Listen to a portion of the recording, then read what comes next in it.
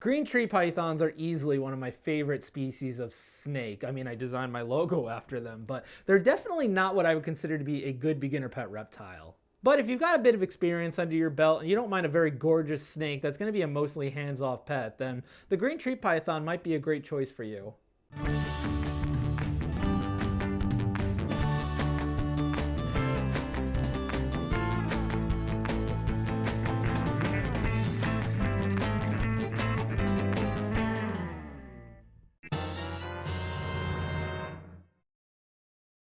So for this care guide, there's an additional warning to my usual two. First off, don't let this be the only research that you do. Watch other care videos, read other care guides. Like I said, green tree pythons are not exactly a beginner snake. They're much more complex than corn snakes or sand boas. So do as much research as you can about green tree pythons before you even consider bringing one home. Secondly, we're not going to go over breeding in this care guide. I don't breed any of my reptiles at all. This is the only green tree python that I've had. I've worked with other ones, sure, but I've never bred them, so I'm just not going to talk about it. This brings me to my final warning in that Jade here is a 17-year-old green tree python. I've had her for a couple of years now. I got her for a friend of mine about 5 or 6 years ago that was getting out of reptiles, and Jade's actually a former breeder. And since day one, Jade has been an absolute sweetheart. I bring her to programs. I've let people hold her for years, and she is absolutely perfect. And she is kind of the exception to the rule because for the vast majority of green tree pythons, they are not going to be handleable to the extent like this. So don't watch this video thinking that you're going to get a green tree python and it will be handleable and chill, that you can do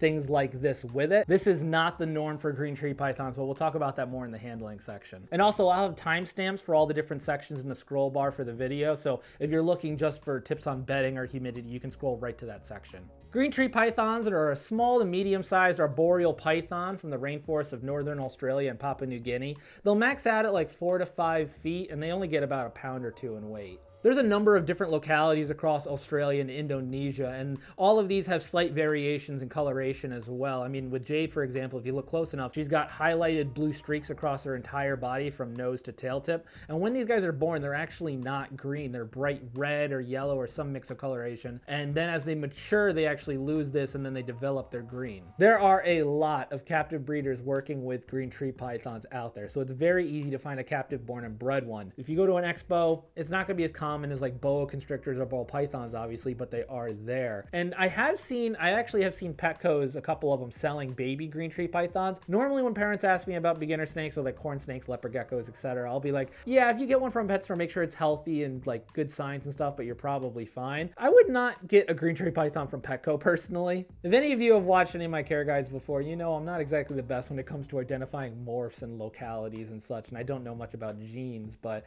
you can find a green tree python for anywhere from a few $100 to a few thousand, depending on the locality, the lineage, the coloration. Now, saying that, if this is your first ever green tree python, you're probably better off avoiding the very pretty multi-$1,000 green tree pythons and going for one on the cheaper end a little bit. Oh, and they also live about 15 to 20 years in captivity, although some have been shown to live around 25.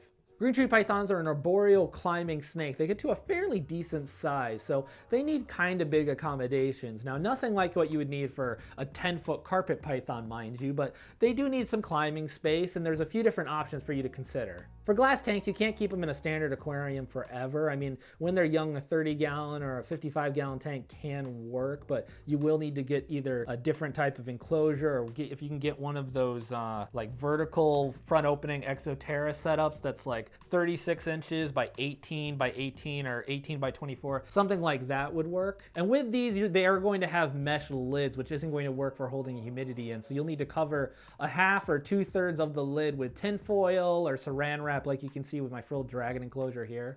Wood enclosures can work for a green tree python, but I think the other enclosure types work much better. And if you are going to try and do wood, because of the humidity, you have to seal the inside very, very well. And this actually ran into me with one of the first enclosures that I built with my green tree python, where if there's even a small little cracker hole in the sealant, the silicone, the dry lock, whatever you're using, then moisture will seep in and it just rotted out the entire bottom of my cage pretty quickly. So if you are going to try a wood enclosure, you have to be very careful with the sealant. but personally I think the other enclosure types just work better. There are other problems with wooded enclosures. First off, they are very heavy, and this is going to be a fairly awkward 2 foot by 2 foot or whatever dimensions you use enclosure, so it's not going to be easy to move.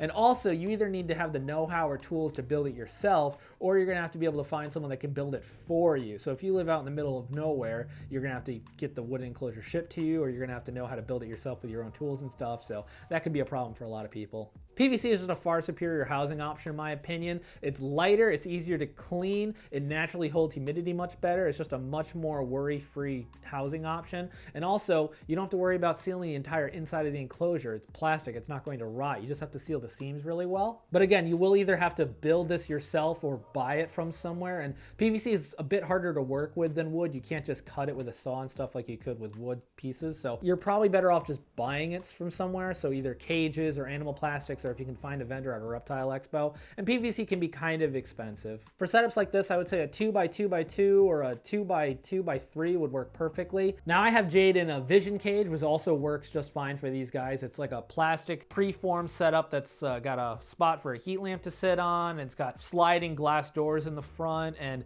with this, I mean, you have to get these directly from Vision, but if you luck out, you can find one used at a reptile expo or on Craigslist or something for a bit cheaper. And her setup is 2.5 foot by 2.5 foot by 2 foot. So this is another option that works. Lastly, there's just plastic bins or Sterilite tubs, and these will work great for the younger ones. But if you want to get one for an adult, you're going to need to get the dimensions, like I said, for PVC, like 2 foot by 2 foot by 2 foot, and these will hold humidity great. But the problem with these is heating. You're going to need to customize them a little bit to work with different heating options, but I'll talk about that more in the heating section. For bedding, green tree pythons don't spend really any time on the ground, so it doesn't really matter as long as it doesn't mold and it holds humidity well. So no sand, no wood chip beddings like aspen shavings like you'd use for corn snakes and other colubrid snakes, because that'll just mold like crazy. You can use newspaper and paper towel. It holds humidity fine enough, and it's really easy to clean. It doesn't look the greatest, but I mean, if that doesn't matter to you, then that works just fine. For reptile, like branded beddings that hold humidity really well, and you'll find at just about any pet store online, there's EcoEarth, Cocoa Husk, Cypress mulch. There's a lot of different things that all work perfectly. What I do is a mix of topsoil and wash play sand that I just get at the hardware store, and you want to make sure it's wash play sand and not like industrial paver sand or anything like that. And I use a 60-40 ratio for the mix, and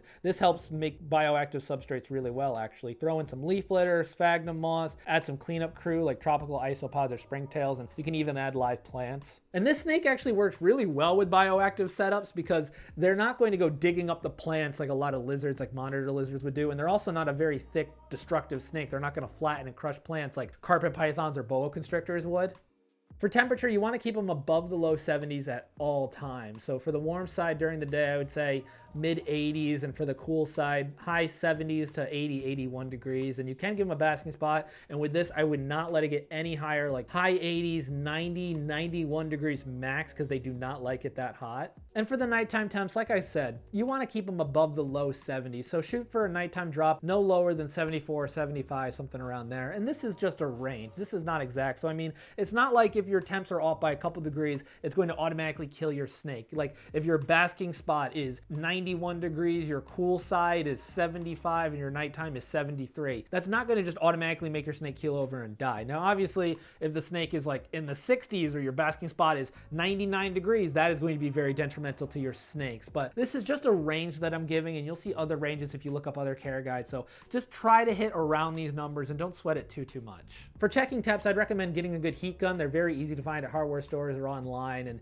these work great because you can point it directly at the surface and it'll tell you the actual temperature of that surface that your snake is sitting at. So if you have a basking spot, it's much more accurate. And you can also use a good digital thermometer, and some of these will come with probes, but don't use those crappy little stick-on ones that have like a glue back that you just stick on the wall, because these are very inaccurate and they're just crappy. You just save yourself the money. For humidity, while this is a tropical snake, they don't want it like 90 to 100% all the time. So you are going to want to let it dry off a little bit between mistings. You will need to mist for this snake. So I would say if you can get it somewhere in 40 or 50 to 70% ballpark, that'll be perfect. And with this snake, when you mist, I mist every other day to give it a chance to dry off in between, because when I mist, obviously humidity is going to jump up to 100%. And then over the next 2 days, it'll slowly drop back down into the correct range. And then you just do it again. And this way, because if it's at 100% all the time, that's going to lead to respiratory infection. So while they do like some humidity, they don't want complete humid, wet, damp. For humidity, you want to use also a digital hydrometer. These work really, really well. Unfortunately, I don't think they make like a humidity gun, like a temp gun where you can click it, it'll tell you the humidity. But again, just like with thermometers, you want to avoid those crappy little stick-on ones that you can get for like $5 to $10 at pet stores, because these are terrible. They don't work. They're very inaccurate. So you won't have a really good idea of what your snake's actually resting at. The easiest way to heat these snakes is heat from above, because they spend a lot of time up off the ground. So under tank heaters are basically useless. And ceramic heat emitters can work, but they burn really hot. So you're going to need to get like a lower strength one, like 50 or 60 watt. Ceramic heat emitters are essentially a flat bulb that you screw into a lamp, and these give off no light whatsoever. They're just heat. And like I said, they burn really hot. So you want to make sure that the snake has no way to directly access it, because if a green tree python can climb onto it, they will. The two easiest ways I found to heat green tree pythons are either radiant heat panels or just a plain old heat lamp with like an incandescent bulb. Now for the bulb, you won't need anything like 150 watt, 75 watt or around there will probably be fine. And you'll also, so with glass tanks, this is easy because you just have a mesh lid, so you can just rest the lamp right on it. But for PVC wood, all the other ones, basically, you'll need to either have a pre-cut hole with like mesh sitting on it, or figure something out that you can get the bulb on top without the snake getting access to it, like you can see with my setup with Jade here. And if you do have the bulb for whatever reason inside the enclosure so the snake can directly access it, maybe it's just the socket inside a PVC setup or something, make sure you get one of those like mesh reptile cages that you can put right around the bulb so that the snake can't directly touch the bulb and get burned. And on the other hand, you have radiant heat panels, and radiant heat panels is basically a flat plastic rectangle you're going to anchor inside your enclosure, and it's got little holes around it to screw it into the wood or PVC or whatever you're using. And with this, you're going to want to run it with a thermostat, because you don't want this just running full strength all the time. So this thermostat will come with a little probe, and you'll snake that into the enclosure, and you're going to set that directly below the center of your radiant heat panel, because that'll be the hottest point. And you'll set it for like 88, 89 degrees, so that way it'll tell the temperature, and when it gets too cold, it'll kick on, and when it hits 89 degrees, it'll kick back off. And then this will plug into the wall, and the radiant heat panel plugs into the thermostat. And this will work best with PVC or wooden enclosures. You can't use this with glass, obviously, because of the lid. And then this could also be risky to use with like a plastic bin, so just be careful because it might be a fire hazard. Snakes don't need UV lighting like a bearded dragon or an iguana would, so you can just use a regular old light bulb. Now, if you're using a heat lamp as your main heat source, this will also double as your light source. But if you're using a radiant heat panel or something, then that's not giving off light, so you'll need to either get like a separate LED bulb you can place separately, or an LED strip or something, because they need a day and night cycle. And with mine, I have all my lights in my reptile room plugged into timers, and they kick on usually 11 to 12 hours on and then 12 hours off. So with this, that way I don't have to go around and like turn all these separate lights on, because that would drive me nuts. So if you have a heat lamp, just do this. Another thing you can do if your snake is in a room with windows is you can just use window light. Now obviously don't put the enclosure like directly in front of the window so it gets heated by the sun and it becomes very, very hot in that enclosure. But if you put it off to the side so the light comes into the window, it comes in and illuminates the room, it illuminates the enclosure, snake can tell it's light off, and then naturally goes down at night, becomes dark, then that works fine. Green tree pythons are fairly simple, but if you want to make a really cool custom enclosure with like custom background, make it look really like lifelike and jungle-like, then go for it. They don't need hides on the ground like you would need with ball pythons or corn snakes, because they don't spend any time on the ground. The single most important thing that they need are horizontal perches, and you can get either pre-created ones, or you can just like do what I did and just cut up logs myself. And with these, you want to put them at a couple different heights, and you want to make sure that they're secure, because while green tree pythons aren't heavy, they do climb around a lot. So if you're using like wood or PVC, you can screw them into the sides with a drill, or you can use suction cups on the end if you're using glass. You can add other things like slanted or vertical logs or rocks and other things that they can climb on, but realistically, the most important thing that they need are these perches. And you can also add fake or live plants if you want to kind of liven up the place. And these will also help, because when you mist, these will kind of catch and hold on to water, so to help boost the humidity in your enclosure. Just a big water bowl kind of under the heat source will help a lot with humidity, and your snake most likely will drink from it. I've seen Jade drinking from her water bowl at night quite a few times over the years, and now I have well water, so I know my water is completely safe. I don't have to worry about it. But if you're worried about your water quality, or you have city water or something, there's a few different things you can do. First off, just go to the grocery store and buy safe water if you want to do it that way. But you could also get this like little chemical stuff. I know Reptile Safe is one of them, but you get these little chemicals that you can add to the water to make it safe for them to drink. And also, if you want a home remedy, the third option is just get a milk jug, an empty milk jug, fill it up with water, and leave it out overnight with the top off. And this will naturally dechlorinate your water because chlorine evaporates out of water over 24 hours. So this way you can have safe water to use if you're worried about chlorine levels or anything in your water. So any green tree python I've ever worked with, I've had no problem getting to eat frozen thawed. I know there are some people out there that will feed their snakes live, but I'm not going to talk about it today. We're just going to cover how to feed frozen thawed. So when you first get a green tree python, it's most likely going to be young, not even a year old. And when you get it, it's probably going to be eating like small mice or something like that. And when you get it, ask the breeder, make sure you double check what it's eating, how often it's fed, when it last shed, if it ever refused a meal, if it ever regurgitated. For young green tree pythons, you're going on feed every 7 to 10 days or so. And then as an adult, I would say slow that down a little bit to once every 2 weeks. And you're never gonna have to worry about like medium or large rats like you would with ball pythons and carpet pythons. I would say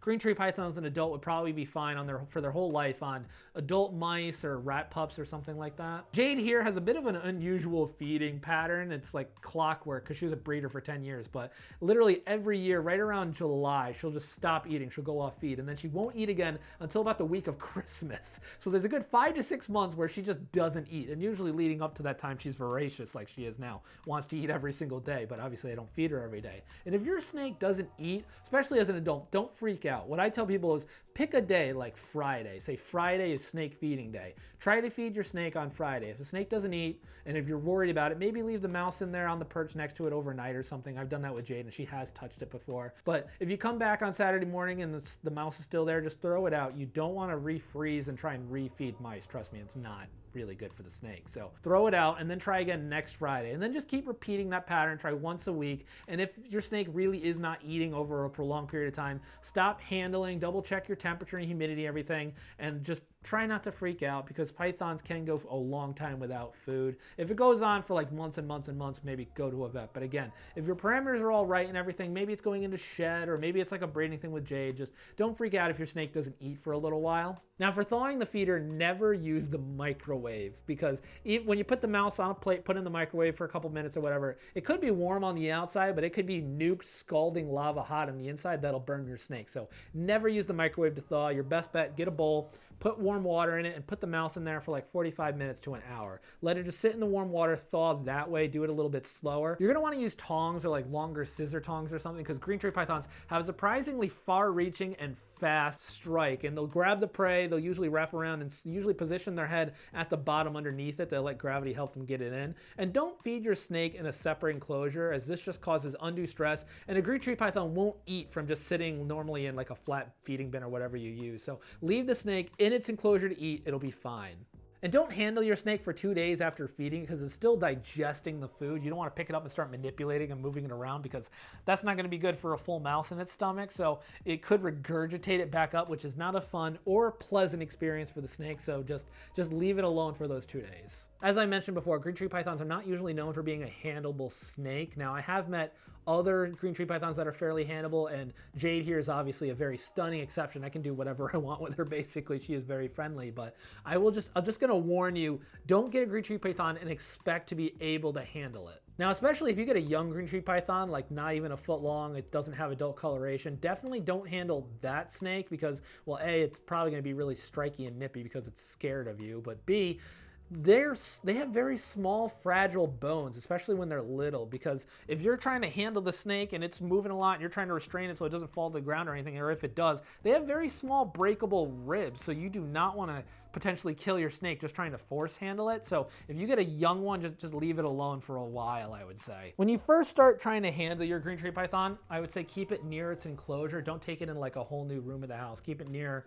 its enclosure where it knows the sights and the smells and stuff. It knows that room. So leave it kind of right near there, and just do what I'm doing now with Jade. So if you can, like you can see Jade's head keeps going down to the table, just try to keep the head, if you're worried about it, maybe facing the enclosure, so it'll keep trying to keep going back to the enclosure, and just let it go through your hands and getting used to kind of being manipulated a little bit, not too much. Just keep your palms open like I'm doing and doing this. Just getting it used to that, and keep your handling sessions short at the start, just a couple minutes, maybe 2 or 3 minutes tops. Do this a little bit and then just let it slither back into its enclosure on its own and get situated. To get the snake out, like even if you're trying to bring it to like a vet appointment or something, you want to use probably a snake hook, will probably be your best bet, again with gloves. But using the snake hook, especially if it's a young one, be very, very careful, because snake hooks, some of them are metal, but some of them will also have like kind of a different material on them. But still, you're basically trying to take the snake off the branch, and green tree pythons have a very distinct kind of drooped way of sitting on branches that make them very difficult to remove.